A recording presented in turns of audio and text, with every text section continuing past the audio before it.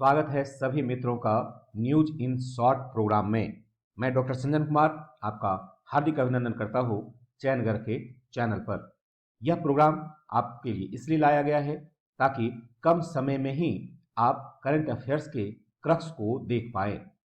एकदम से मुश्किल से 5 या 7 मिनट के अंदर आपको जो सबसे चर्चित मुद्दे होते हैं उसके ऊपर हम ब्रीफ करेंगे और यह पीडीएफ भी आपको दे दिया जाएगा ताकि आप अपने टॉपिक को तैयार कर सकें। डेली हम लोग 1 से 2 ऐसे वीडियोस को डालेंगे ताकि आप अपनी तैयारी कर पाएं। यह जो टॉपिक आज लिया गया है न्यूज इन शॉर्ट के दौरान, इसका आप हेडिंग देखते हैं, लिखा हुआ है कैच द रेन अभियान, यानी रेन को पकड़ने। रेन का मतलब बारिश को पकड़ने का अभियान यह है। यह प्रधानमंत्री के द्वारा लॉन्च किया गया है और पूरी योजना क्या है इसको हम लोग जल्दी से जल्दी देखेंगे और इसके अंदर जो भी प्रारंभिक और मुख्य परीक्षा के प्रश्न बन सकते हैं उसको भी देखने की कोशिश करेंगे।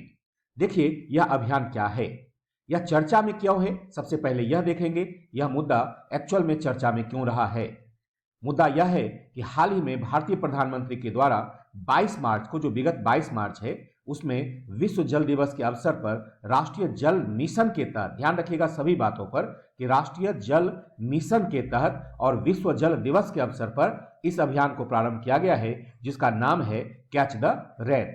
अभियान की शुरुआत की गई है और यह जो चलना है वह 30 नवंबर तक चलना है, यानी इस साल के 22 मार्च से 30 नवंबर तक यह अभियान चलना है। और इस अभियान का जो थीम है वह है जहां भी गिरे और जब भी गिरे वर्षा का पानी अवश्य जमा करें। यानी किसी भी तरह से आपको बारिश का पानी यूज करना है, स्टोर करना है। क्यों करना है? जानते हैं आपकी धीरे धीरे जो जल की मात्रा है वह धीरे धीरे कम होती जा रही है। पृथ्वी पर जल की मात्रा कम होती जा रही है जिसकी वजह से आपको भविष्य में भारी जल संकट का सामना करना पड़ सकता है। प्रधानमंत्री का जो यह अभियान है इसी दिशा में आगे बढ़ाने के लिए है ताकि आपको भविष्य में जल की उपलब्धता रह पाए। दूसरा देखते हैं इस परियोजना का उद्देश्य क्या है। क्या है इस परियोजना का उद्देश्य? अगर इसको देखें तो यहां पर आप कह सकते हैं इसका मुख्य उद्देश्य है मानसून के आगमन से पूर्व, जो कि मानसून का आगमन कब होता है? मई के बाद होता है, यानी 22 मार्च से लेकर के 31 मई तक जो मानसून के पूर्व की सूचना होती है, मानसून आने की हम तैयारी कर रहे होते हैं इस दौरान, उसमें नदियों और तालाबों को गाद और मलबों से मुक्त कराना इसका मुख्य उद्देश्य रखा गया है। क्योंकि मानसून के दौरान जो 1 जून से 30 नवंबर तक है, यहाँ डेट आपको अलग हो सकता है नवंबर से पहले ही मानसून समाप्त हो जाए, वहां देखते हैं कि भारी बारिश होती है। और जब भारी बारिश होती है इसके 2 परिणाम होते हैं। पहला जो परिणाम होगा, परिणाम बारिश अगर होती है, इसका पहला दुष्परिणाम क्या हो जाता है? दुष्परिणाम हो जाता है बारिश का कि आपको देखेंगे बारिश का कि आपको सबसे ज्यादा दिक्कत क्या है कि पानी कहां हो जाता है? सड़कों पर बहता रहता है, सड़कों पर बहने लगता है, ओवरफ्लो हो जाता है। क्योंकि गाद उसमें, नालियों में क्या होता है? गाद जमा हो जाता है, गाद जमा हो जाता है। कहां पर? नालियों में। दूसरा हम देखेंगे कि पानी जो है वह क्या होता है? बर्बाद होता जाता है।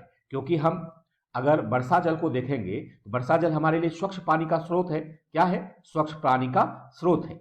लेकिन अगर उसको हम स्टोर नहीं करते हैं, यह बेकार बह करके कहां चला जाता है? बहकर कहां चला जाता है? समुद्र में चला जाता है, नालियों में चला जाता है। और एक तरह से हम संचयन इसका नहीं करते हैं और यह भूमि जल में नहीं मिल पाता है, यानी भूमि के स्रोत को यह इनहेंस नहीं कर पाता है। इसलिए हमने क्या कहा? इसलिए कहा कि ऐसे अवसर पर हमने क्या कहा? ऐसे अवसर पर कहा कि आपके लिए यह अभियान चलाया जाएगा। हमने नहीं कहा बल्कि प्रधानमंत्री ने कहा यह अभियान चलाने से आपको आगे बढ़ाने में क्या करता है? यह मदद करता है।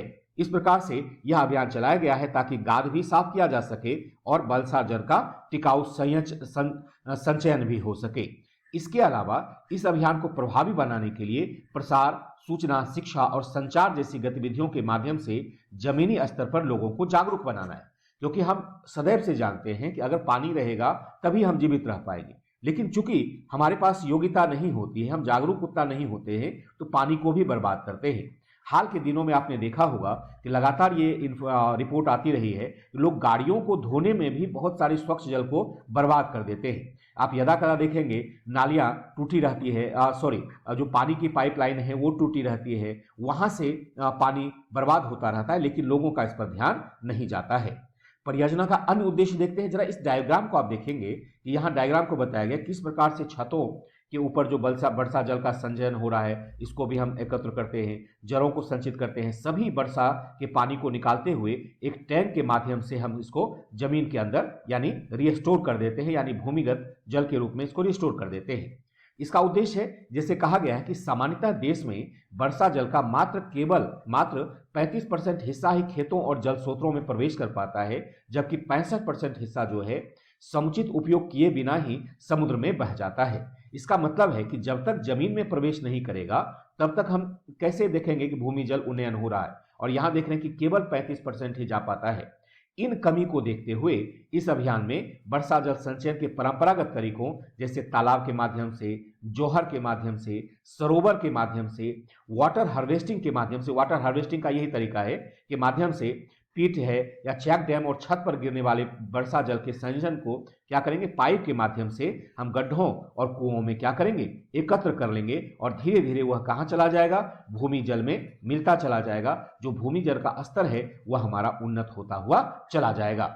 सभी चीजों को ध्यान से समझिएगा, ये कितना महत्वपूर्ण है आपके लिए, ये पर्यावरण क्षेत्र से जुड़ा हुआ है। और यह भी मैप आप देखिएगा, यह भी मैप आपके लिए बड़ा इंपॉर्टेंट होगा, जिसमें बताया गया है कि चिरवा पंचायत समिति के द्वारा जल संचयन की व्यवस्था किस प्रकार से की गई है। एक प्रकार से पुनर्भरण, यहां देखिए 3 फेज में बताया गया है, पहला, दूसरा और तीसरा फेज है। यहां पर वर्षा जल हो रहा है और इसको किस तरह से हम छतों पर एकत्र करते हैं, किस प्रकार से नालियों के माध्यम से अलग अलग जगह से निकाल करके और इसको कूप में डाल देते हैं ताकि हमारा जल स्रोत उन्नयन हो सके।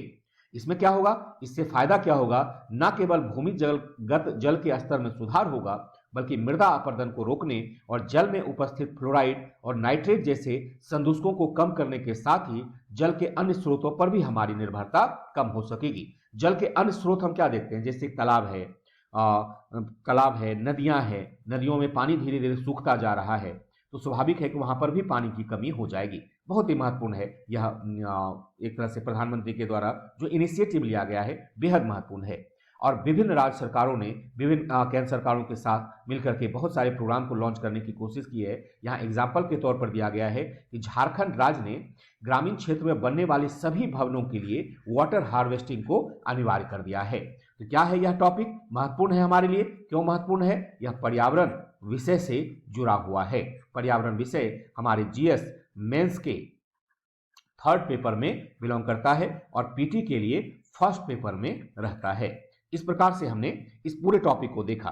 अब इसके आधार पर मैंने क्या किया है कि एक आपको खास करके एक प्रश्न पूछ दिया है प्रारंभिक परीक्षा के लिए कि देखा जाए कि आप क्या तैयार है मेंटली इस चीज के लिए। यहां पर मैंने जो प्रश्न पूछा है वह पूछा है कि कैच द रेन अभियान के संदर्भ में निम्नलिखित कथनों पर विचार कीजिए। पहला है ऑप्शन नंबर 1 कि इसकी शुरुआत 22 मार्च को विश्व जल दिवस के अवसर पर राष्ट्रीय जल मिशन के तहत की गई थी। दूसरा है, इसकी थीम है कि जहां भी गिरे जब भी गिरे वर्षा जल को जमा करें। और तीसरा है, यह अभियान 22 मार्च से 30 नवंबर तक चलाया जाएगा। क्या आंसर होगा इसका, उपयुक्त कथनों में से कौन सा कथन सत्य है। केवल 1 2 2 3 1 3 और 1 2 3। यहां पर आपको याद होगा कि सभी कथन इसके सत्य निकलेंगे। आंसर क्या हो जाएगा इसका, डी हो जाएगा। आपको सहूलियत हो सके इसलिए मैंने अगले स्लाइड में यहां पर आंसर भी आपको दे दिया है ताकि आप अपने आंसर को पूरी तरह से तैयार कर पाए। यह रोज हम लोग प्रोग्राम करने वाले हैं। ऐसा प्रोग्राम रोज आएगा जो शॉर्ट न्यूज के रूप में होगा और केवल 5 से 7 मिनट का यह प्रोग्राम होगा। रोज शाम 5 बजे यह आपके लिए लाइव आने वाला है। आप लोग इससे जुड़ना ना भूलें। अधिक से अधिक लोग इस चैनल को, चैनगढ़ चैनल को लॉग इन करें, लाइक करें, सब्सक्राइब करें। आपका बहुत बहुत धन्यवाद।